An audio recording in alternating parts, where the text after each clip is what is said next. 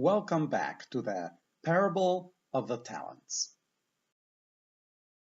We want to listen to God's message. Following these steps, right now we are in step 3, and in this video, let's take a closer look at the praise.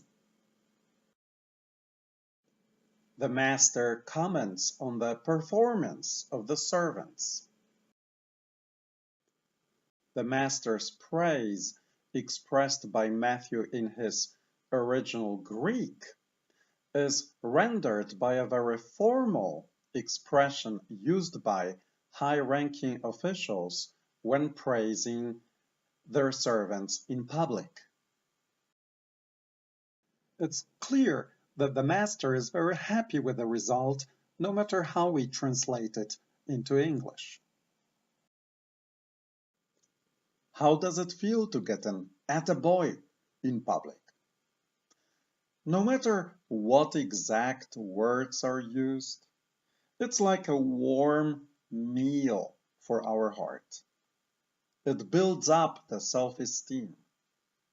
It motivates for more. As we see, the master in the story offers praise, unlike some bosses who are never satisfied. Many times when we praise somebody, we just toss a casual good job or nice work, but it's actually not so clear what we like about that job. Effective praising means we are more specific about what we like. We say why it is good. The master understands the importance of being more specific while praising. He says, "I like it that you are faithful in small matters." We will get back to it in a moment. As we see, the master not only offers praise, but is also more specific about it.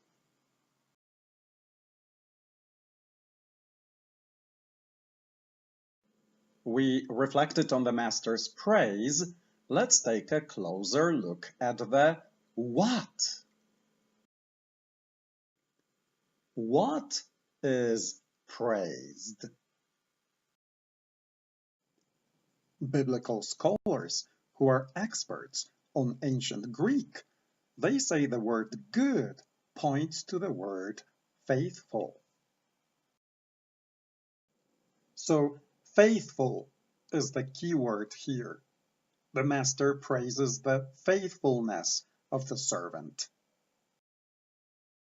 The Greek word that Matthew used is pistos. It is always hard to be very sure what a particular word means if we look at only one sentence. Pistos comes in the New Testament 67 times. And when we compare all the 67 occurrences of that word, now it's much easier to determine what faithful means. In the New Testament, when we say pistos, we mean loyal, reliable, dependable, can be counted on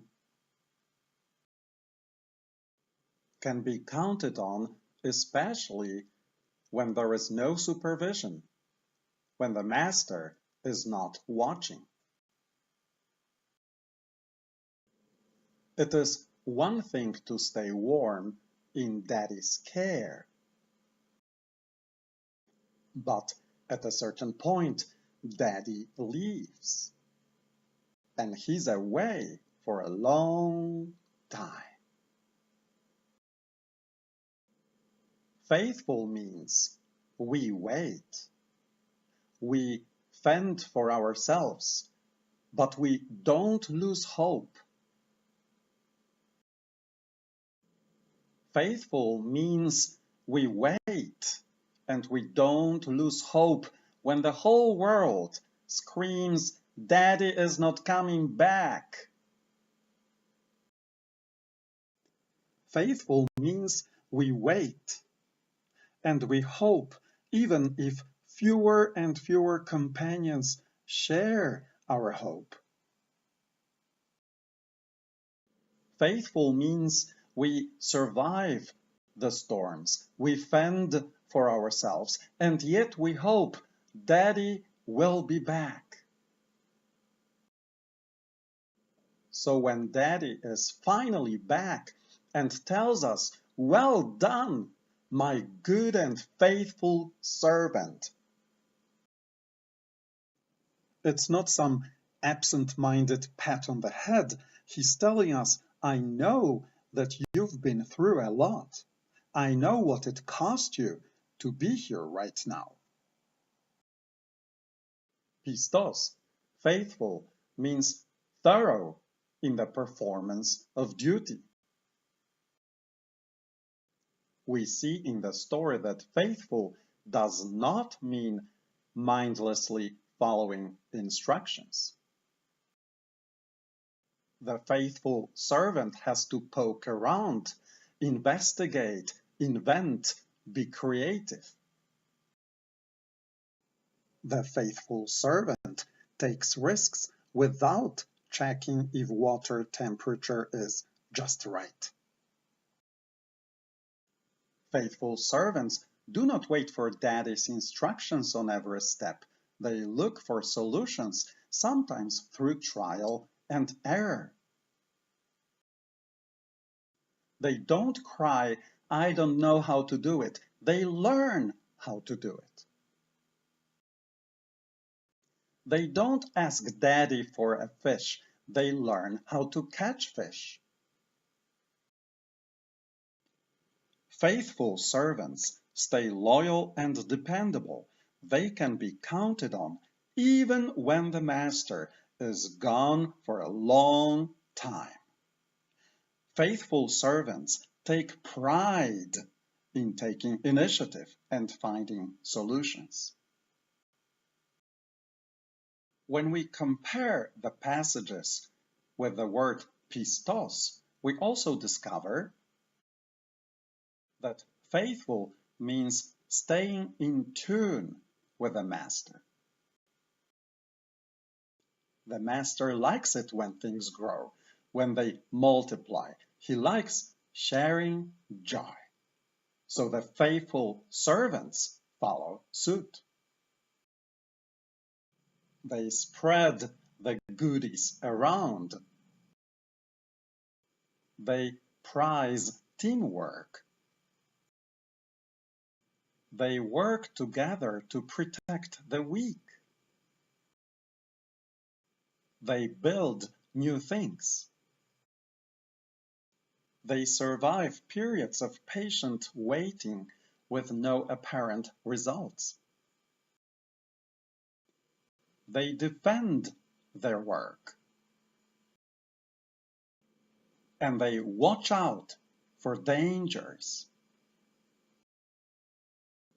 So when Daddy finally comes back and invites them to the banquet,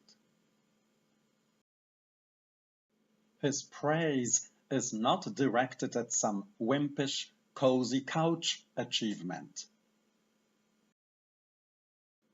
He is looking back at their faithfulness in taking initiative, their faithfulness in surviving hardship.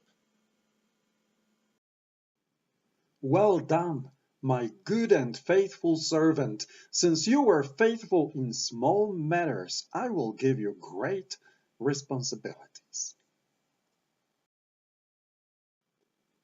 Come, share your master's joy."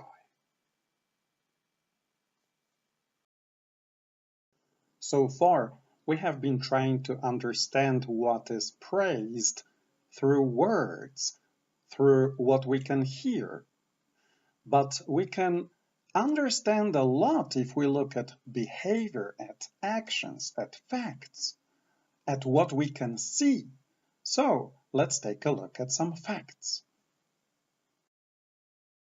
And these are the facts that jump out right away. One guy brings 10 talents, another guy 4 talents. We already established that 4 is less than 10. Very different results in numbers, and yet the same reward. So, what is rewarded? What can we see? Numbers, precisely measured and quantified results, are apparently not the main interest of the master.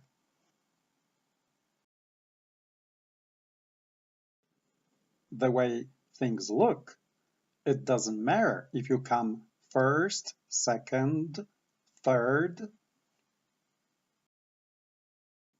What matters is, have you done your best? So one more time, the question is not, are you first, second, or third? But have you done your best? Have you understood the vision of the master? Have you stayed on task without supervision? Have you taken initiative?